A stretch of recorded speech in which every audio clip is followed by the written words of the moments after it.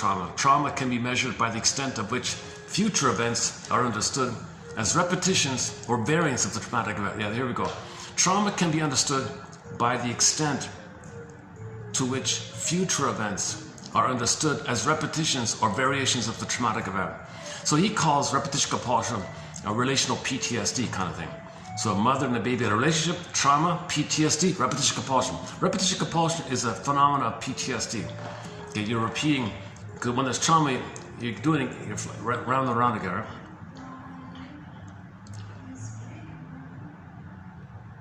Trauma can be measured by the extent to which future events are understood as repetitions or new additions, new variants, replays of the traumatic event.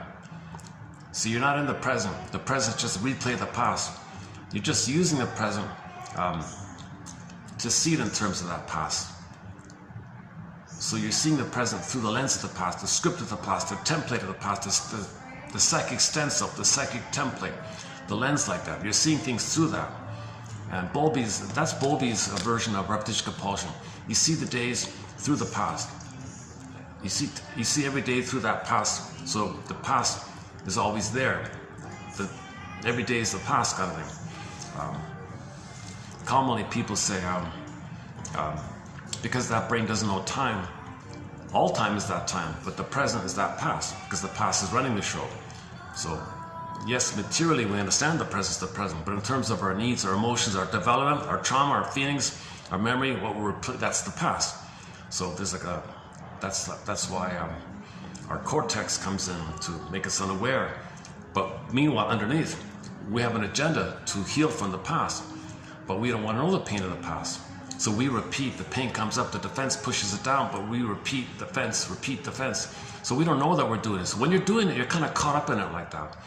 Now people who on the outside observe you, they might say, why is he acting like that? Okay, when people have a negative thing going on, or smoking, drinking, that's trauma. That's repetition compulsion of trauma. Okay, so anybody who's dysfunctional or doing something self-defeating or you wonder, why is he doing that? It doesn't make sense. Well, that's a replay. That's from the trauma. The injury makes that stuff. So you see that stuff, well, that's the inference. Well, that's trauma. The injury does that. So the future comes from the trauma. Like that.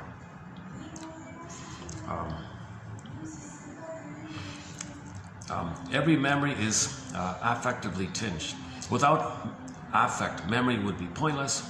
Without memory, affect would have no referent. And an enormous amount of what we can or cannot remember depends on what we can or cannot afford to feel. Okay, so memory and feelings are linked.